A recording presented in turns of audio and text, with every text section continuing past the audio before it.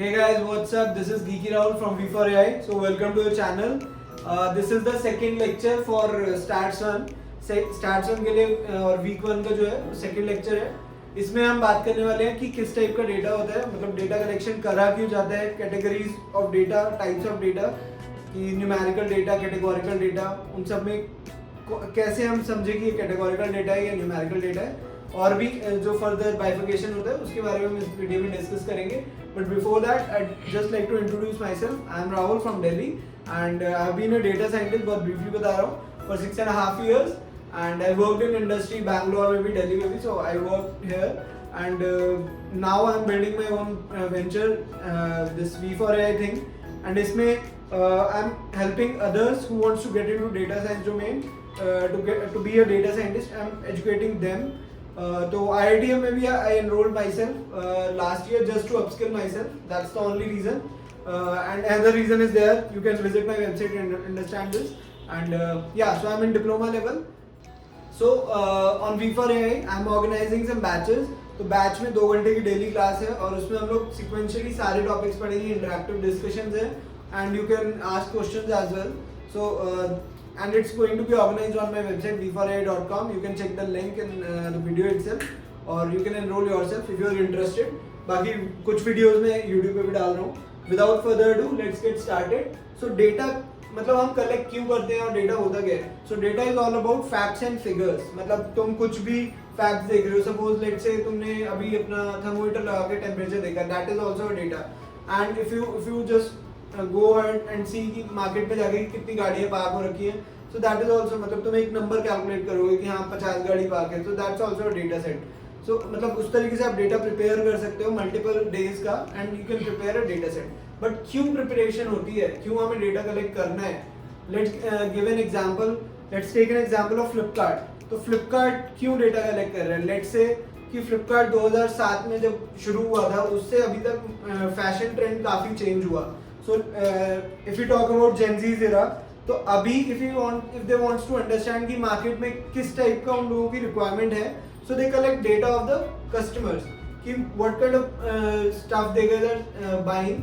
सो उससे वो समझ पाते हैं कि कौन सी आज की डेट में उनको पसंद आ रही है चीज़ें, कौन सी नहीं आ रही है. So using the data they can analyse and make some decisions, जिससे कि अपना बिजनेस बड़ा हो, they can get more customers, they can acquire more customers. Due to this reason we actually collect the data. अब अगर बात करी जाए कि डेटा किस किस टाइप से होता है, तो 2 बड़ा बाइफर्केशन अगर बात करी जाए, तो एक होता है अनस्ट्रक्चर्ड डेटा. अनस्ट्रक्चर्ड डेटा क्या होता है, we'll talk about it. And then there is structured data. So unstructured data is all about the social media data. जैसे तुम सोशल मीडिया पे इमेजेस डालते हो, वीडियोस डालते हो, रील्स वगैरह डालते हो, so that is all an unstructured data. Comments होते हैं, ये सब अनस्ट्रक्चर्ड है, क्योंकि एक कमेंट के नीचे दूसरा कमेंट, वो एक पूरी थ्रेड बन जाता है. So that's an unstructured data. और इमेजेस हो गए, इस तरीके से these are all unstructured data. But if we talk about structured data, यहाँ पे हम कह सकते हैं कि images, reels. And if we talk about structured data, तो structured data में क्या हो जाएगा, Excel sheet पे जो आप सेव कर रहे हो, या अगर तुमने databases पढ़े हैं SQL वगैरह में, database, तो databases में जो data सेव होता है SQL में, that is also a structured data. या कोई भी एक तुम्हारे टेबल सेव कर रहा है, अगर एक तुम शॉपकीपर हो तो उस केस में तुम डेली की ट्रांजैक्शन सेव कर रहे हो, that is also structured data. So this is how we store the data, structured and unstructured. Now if you talk about the next topic, it's about records and variables.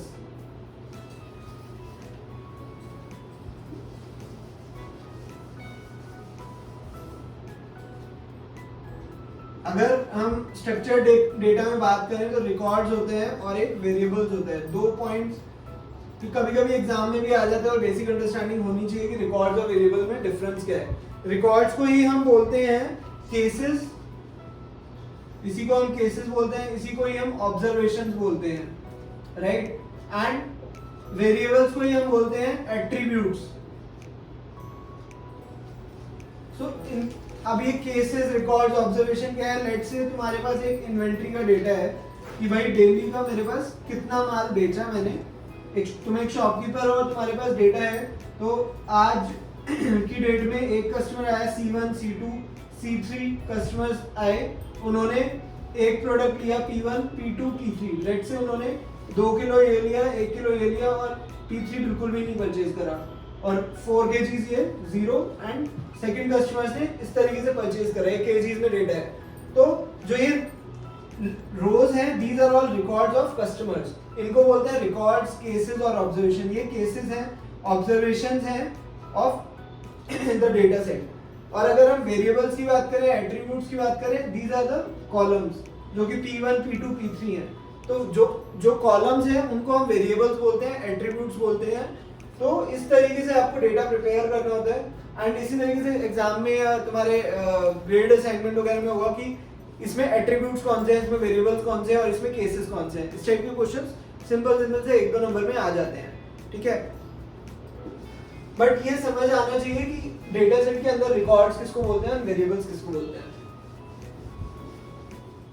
So now let's talk about the categorical and numerical data set, क्योंकि इसमें बाइफिकेशन होता है कि data 2 type का हो गया, एक categorical और एक न्यूमेरिकल।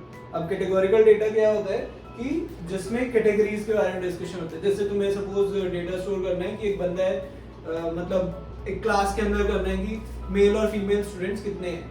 तो अब मेल और फीमेल के लिए हम उसको न्यूमेरिकल वे में नहीं कर सकते ना, क्योंकि इट्स नॉट अ नंबर। तो मेल और फीमेल जेंडर हम लिखेंगे एक कॉलम के अंदर, जेंडर मेल एंड फीमेल, तो वो होगा कैटेगोरिकल डेटा। अब जैसे इसी तरीके से कि अगली मीटिंग कौन से दिन है, मंडे को है, ट्यूसडे को है, वेडनेसडे को है, तो that is also a category.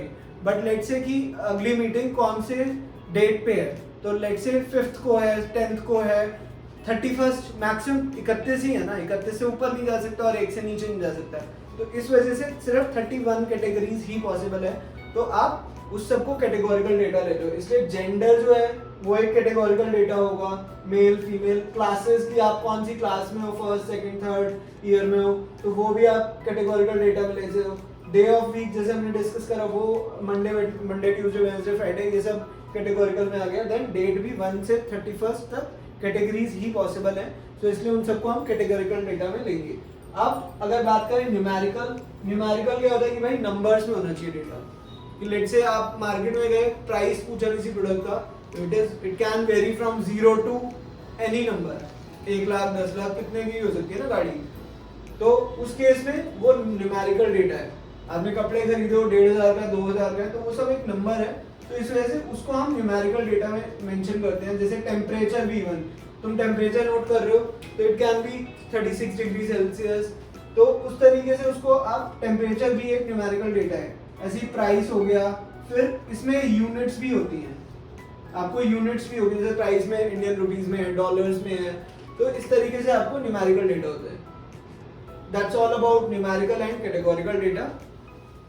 एक फर्दर कैटेगराइजेशन होता है डेटा सेट का टाइम सीरीज में और क्रॉस सेक्शनल में। ये प्राइमरली उसमें होता है कि जब हम टाइम के रिस्पेक्ट में कुछ डेटा को लेते हैं, सेव करते हैं। जैसे कि स्टॉक मार्केट का डेटा है, तो डेली स्टॉक का प्राइस चेंज होता है, या वेदर का डेटा है, वेदर फोरकास्टिंग का, तो आपका आज वेदर मतलब टेम्परेचर डिफरेंट होगा, कल डिफरेंट होगा, तो इस तरीके से। इवन अगर आप प्राइसिंग की बात करो, ई कॉमर्स स्टोर पे अगर फ्लिपकार्ट, अमेजोन में कुछ सामान खरीद रहे हो तो भी किसी प्रोडक्ट का आज प्राइस कुछ और हो सकता है कल कुछ और, तो उसको भी आप टाइम सीरीज में कर सकते हो। मतलब जिसका भी चेंज हो रहा है विद रिस्पेक्ट टू टाइम, उसको हम टाइम सीरीज और क्रॉस सेक्शन में कंसीडर करते हैं, ठीक है। किसी भी चीज का अगर प्राइसिंग या कोई भी एक वैल्यू चेंज हो रही है विद रिस्पेक्ट टू टाइम, तो हम उसको किस में लेंगे, टाइम सीरीज या क्रॉस सेक्शनल डेटा टाइप के अंदर कंसीडर करेंगे। ये ध्यान रखना बस, कहाँ पे हम टाइम सीरीज लेते हैं, कहाँ पे कौन क्रॉस सेक्शन।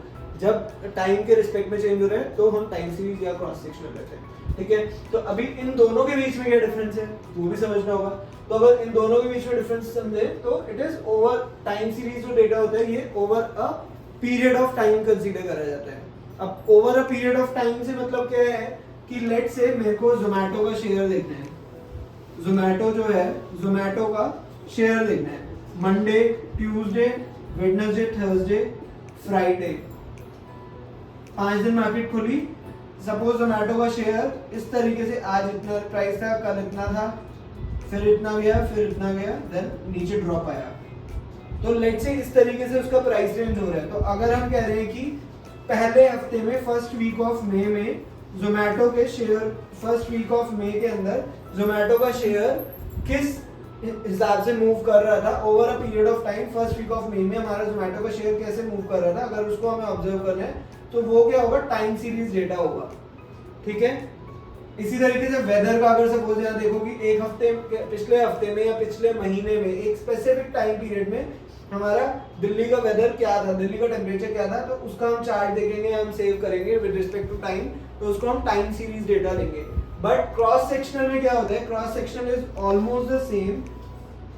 क्या होगा कि जैसे Monday, Tuesday, Wednesday, Thursday, Friday का आपको डेटा लेना है। बट नाउ हमने जोमेटो का तो प्लॉट करा है कि जोमेटो का इस तरीके से आया, देन अब वो कहता है कि जोमेटो के साथ आप लेट से रिलायंस का भी शेयर का देखना है।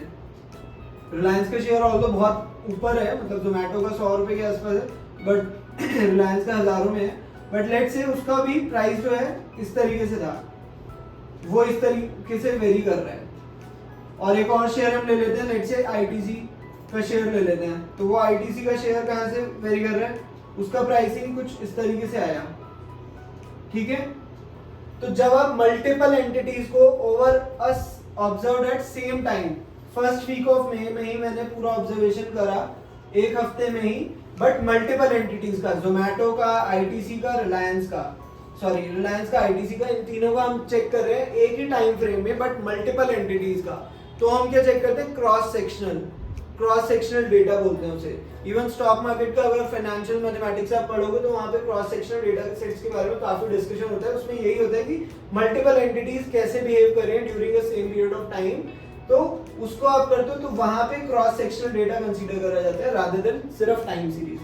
ऑल्दो ये टाइम सीरीज का ही एक पार्ट है, बट मल्टीपल एंटिटीज जब आ गई तो उसे क्रॉस सेक्शनल डेटा कहते हैं। I think this is clear now.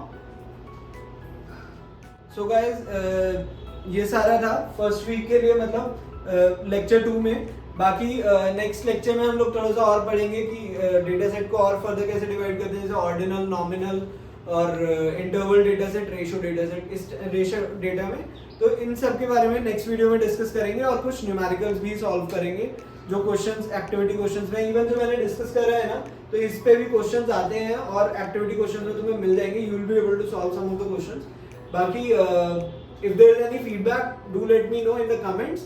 और अगर मतलब जैसे YouTube पे मैं सिर्फ 10-10 मिनट की वीडियो बना रहा हूँ, बट अगर तुम्हें लाइव सेशंस अटेंड करने हैं जिसमें हम 1 घंटे में पूरा फटाफट कंटेंट कंप्लीट करें, तुम लोग आगे क्वेश्चंस भी बना पाओ, तो लाइव सेशंस ज्वाइन कर सकते हो। You can join the batch on v4ai.com/page/IITM।